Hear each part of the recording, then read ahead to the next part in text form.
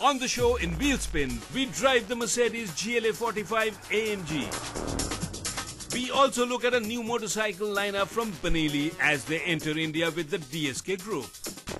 In Wheelspin, we take a first look as Fiat launches the Avventura. On the road, we drive the Hyundai Verna in Jodhpur.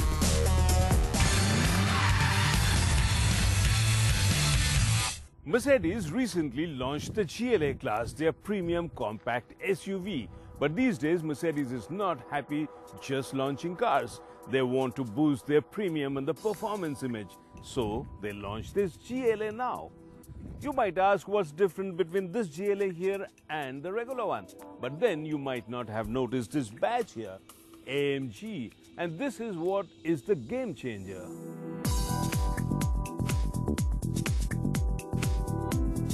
AMG also means bi-xenon lamps, twin-blade radiator grille in grey, titanium grey new design 19-inch alloy wheels with red Brembo brake calipers and many more telltale signs of a car which has more than double the horsepower, like twin exhausts in the rear which provides the much-needed baritone to announce its arrival.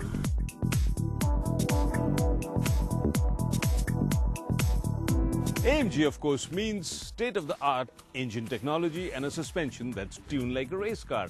And what this translates into in terms of drivability is sheer driving pleasure. And it is this unit here which has transformed a rather regular tame GLA into a fire-spitting monster that this GLA45 AMG is. This is a 2-litre 4-cylinder petrol turbocharged unit which churns out 360 brake horsepower. And Mercedes claims that this is the most powerful 4-cylinder series production engine ever made.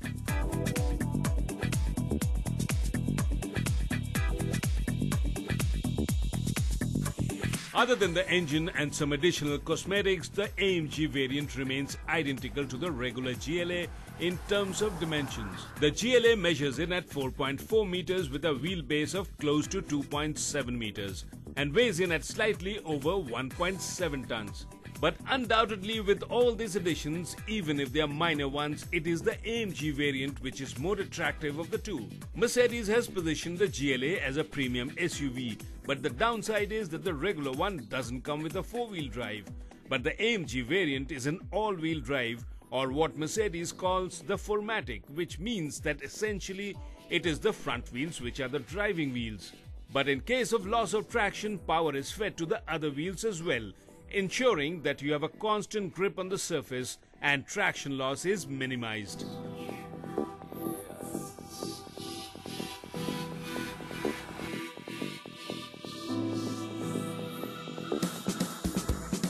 The differences are obvious once you step inside this GLA45 AMG, and what really grabs your attention first is the liberal spraying of the color red. Red seat belts, red pipings on the seat, red hand stitching on the steering wheel as well as the fascia, paddle shifts and side bolstering for these seats here, which means that if you corner hard, you don't get thrown around. And of course, this can be electrically adjusted. All looks very nice and it gives the impression of power and performance. Fits the AMG badging bang on. What looks a bit jarring to me is this display here. This looks a bit like an afterthought, as if somebody has just stuck it over here, and it doesn't at all look like an integral part of the fascia design here. But nevertheless, this is a useful thing. It houses the reverse parking camera, it gives you a host of information, so I think the utility far outweighs the aesthetics of it.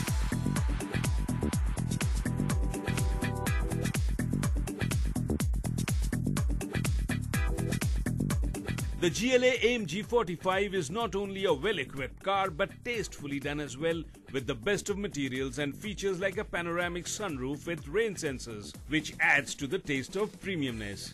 In terms of space, this car might not be the most spacious, but at the same time it's good for 4 adults, and the rear seat will definitely get tight if you try to squeeze in more than the specified 2. And if you pop open the hatch, you'll be surprised by the presence of a rear tire, as in these days of run flats, most manufacturers have done away with it. Of course, this will rob the hatch of some of its space, which at 421 litres is just enough.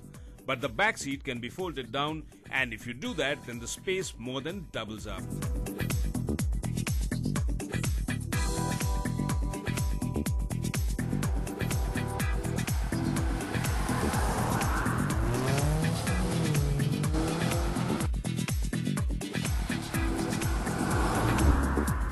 This is one car which really encourages you to spend time behind the wheel, and if you start doing so, I'm sure you'll also enjoy it very much.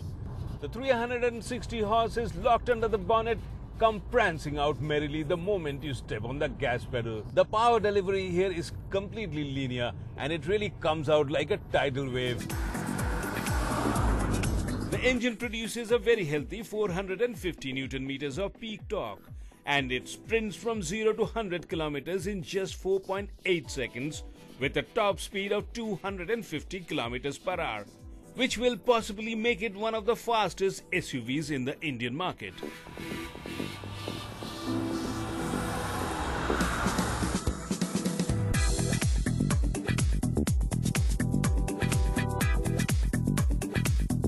It's also the exhaust note that eggs you on to step on the gas and then keep your feet planted there, because every time you accelerate you are greeted by a very nice throaty growl of the exhaust. In fact, the exhaust comes with a variable flap and that just opens up to make it sound more sporty. And you get the feeling that you are behind the wheels of a performance car rather than an SUV.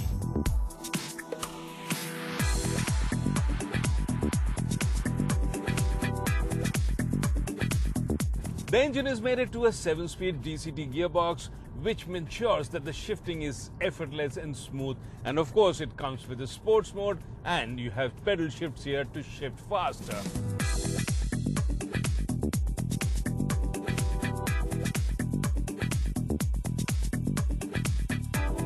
In terms of handling, the suspension is tuned hard and real hard, which means that even small bumps feel like you have hit a crater. So if you're on the back seat, you will feel the presence of a lot of bumps and potholes, and the ride might not be that comfortable. But things change instantly the moment you park yourself in the driver's seat, and you realize that what a great handler this car is. Throw her around a series of corners and she acquits herself really well and holds her line almost perfectly.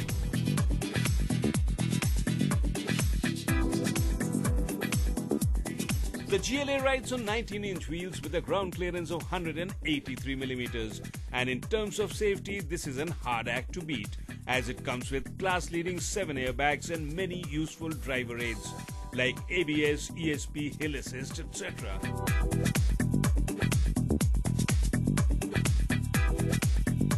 If you're looking for a premium compact SUV which looks just as well as she drives and packs in all the bells and whistles, then look no further. This GLA45 AMG should do the job very well for you. It drives really well. The engine is one of the best in the business. It's mated to a 7-speed automatic gearbox and it's an all-wheel drive. So this should suffice as an SUV. But keep in mind one thing, Mercedes always priced their AMG trim at double the price of the regular one, which means this is going to be expensive.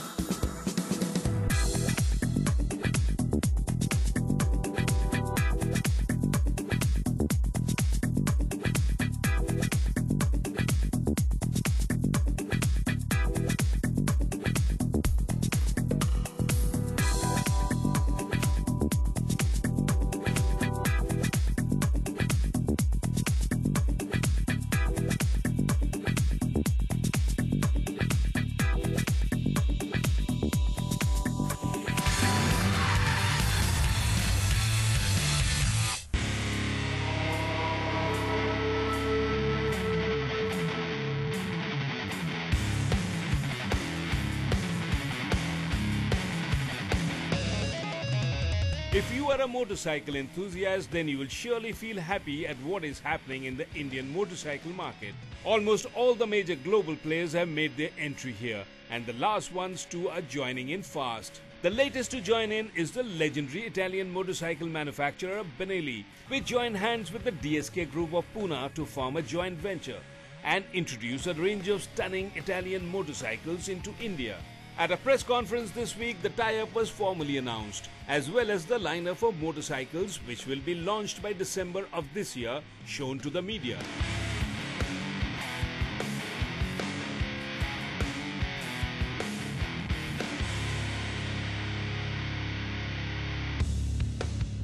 Benelli is one of the world's oldest motorcycle manufacturer and started manufacturing in 1903 in a small town of Pesaro in Italy, and one of the few companies which survived the two world wars, and in the process became an icon by producing machines like the Benelli 750, which was one of the world's first six-cylinder motorcycles and an absolutely outstanding machine of its time. And when it came to racing, Benelli certainly had a huge presence, winning over 1,000 races.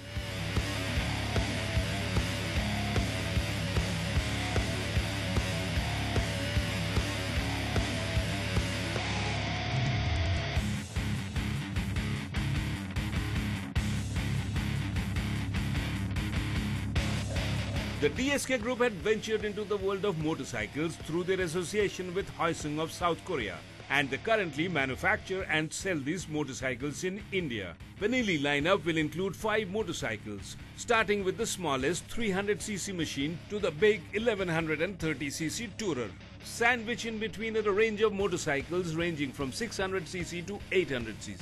At first glance, these machines look well crafted and stylish, and designed with the Italian flair that Benelli motorcycles have been known for.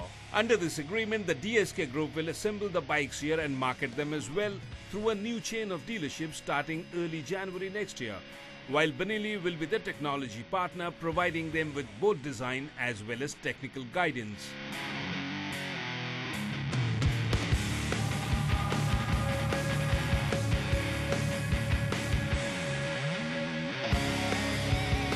With the launch of the Benelli lineup in India, it looks as if Indian motorcyclists will have another stylish and technically sophisticated brand to choose from. We will of course bring you a full review of these machines very soon.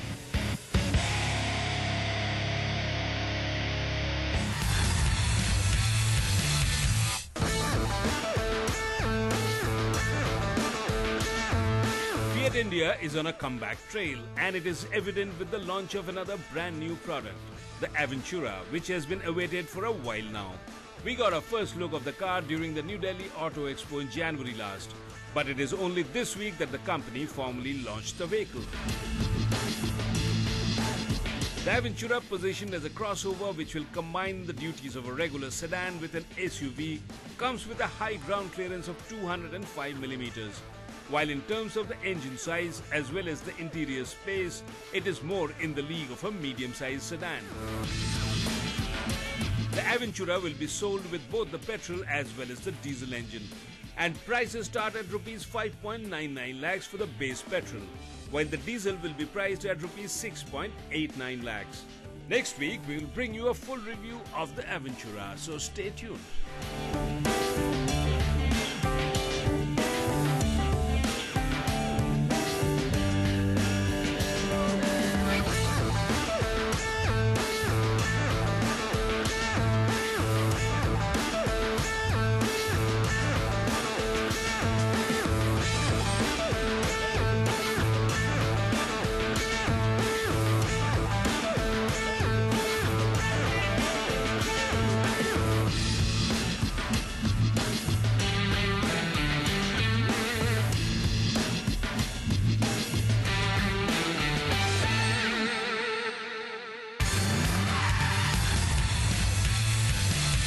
I've just landed in Jodhpur, and while it's only a 2-hour flight from Mumbai, sitting cooped up in an airplane is not what I have in mind when it comes to travel.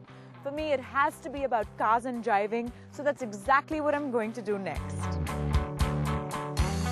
I'm excited to be driving through various parts of Rajasthan. Of course, the journey and the destination are what make a road trip so memorable. But for me, it's also about what you're driving. And I couldn't have asked for a better car than the Hyundai Verna. Can't wait to get behind the wheel.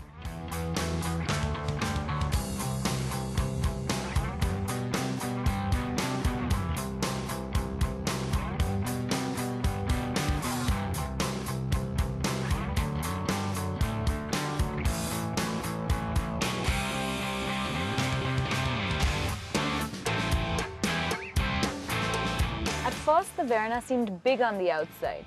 I wasn't sure that it would be such a good idea to take a big car like this into the city. But I was proved totally wrong. It's been a breeze to drive this car, even in the city.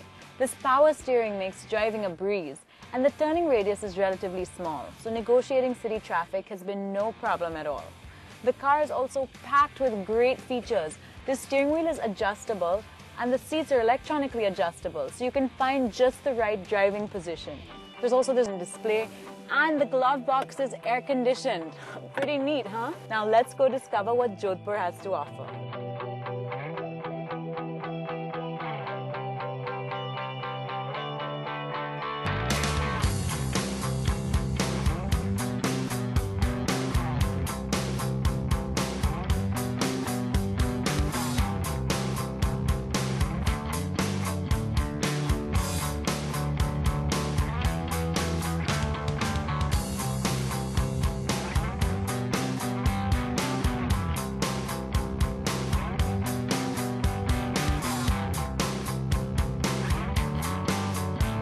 While some might consider it touristy, I personally think that Jodhpur is absolutely beautiful. And if you're the sort who likes palaces, forts and stories of battle, then Jodhpur is sure to enchant you. Of course, the first stop on my Jodhpur itinerary had to be the Mehrangarh Fort. So let's check it out.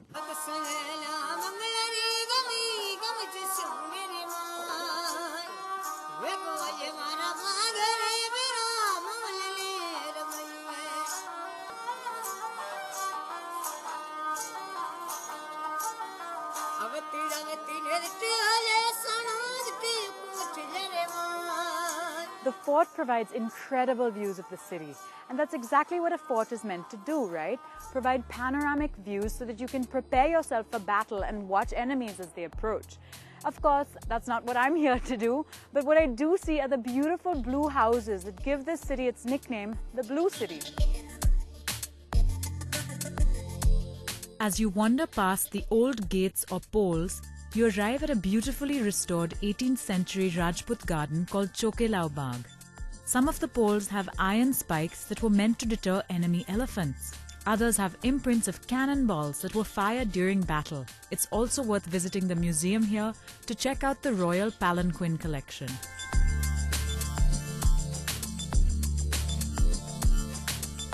The Mehrangarh Fort is one of the largest forts in India, and I'd also bet that it's one of the best in terms of maintenance and conservation. It's really remarkable what His Highness Maharaja Gaj Singh II and the Mehrangarh Fort Trust have achieved here. There are these beautiful cafes where you can sit and relax at every corner. There's also just the most tastefully curated exhibits, and you'll find Rajasthani musicians serenading you at many parts of the fort. It's really, really charming. And there's a museum, a palace and a garden all within the fort itself. So I could easily spend the whole day here, but I have to go check out the Jaswant Tada Memorial now, so I better get going.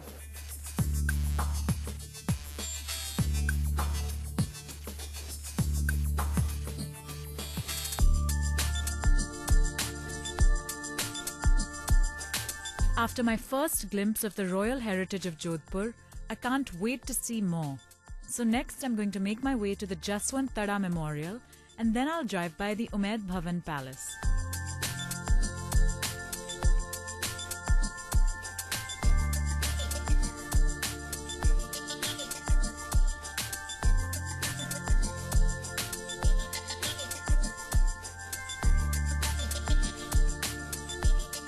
Built in 1899, the memorial with all its whimsical domes has lovely marble jalis and a serene little fountain which add to its charm.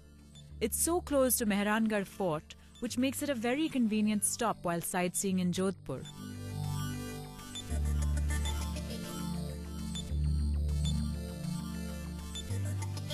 Now that I've visited Mehrangarh Fort and the Jaswant Tada Memorial, I'm all set to visit the Umaid Bhavan Palace. Let's go!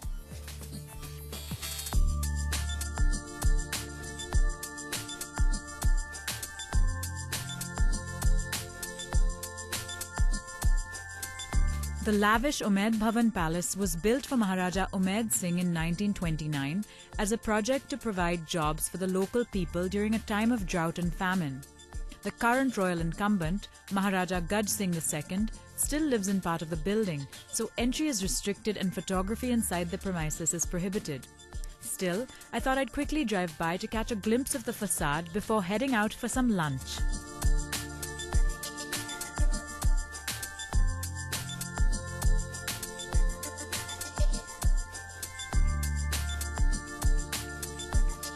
After all that sightseeing, I've of course worked up an appetite as usual, and so I thought it would be the perfect opportunity to sample some Rajasthani cuisine. A trip to Jodhpur would of course be incomplete without a local meal, so I've come to try some lal mas, which is a Rajasthani specialty cooked in hot red chilies. It's lamb, so if you're a non-vegetarian like me, it's something you should definitely try. I've also ordered the marwari mushrooms, which sounded pretty Rajasthani. I can't wait to try it all. But just looking at the food, I can tell that I'm going to need to take a long walk after this to burn off the calories I'm going to intake. So I think the next stop ought to be a trip to Sardar Market to stroll around the bazaar area.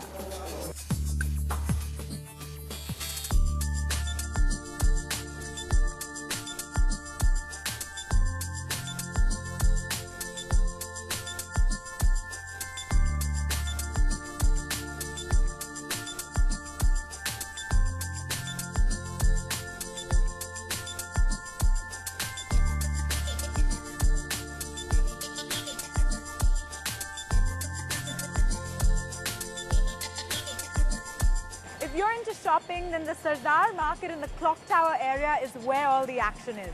And you can just get anything you can imagine here. My favorites are the bandhni scarves and the lacquer bangles. But I mean, if you're looking for a musical instrument or something for your kitchen or even a new pair of clothes, you can find it all here. And even if you're not into shopping, I highly recommend a trip just so you can soak in the vibrant atmosphere and all the color and the chaos. It's really an exciting place to be, particularly early in the evening.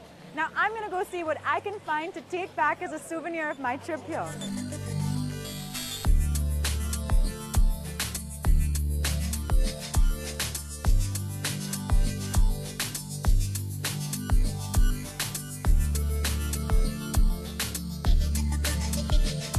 What a wonderful day it's been.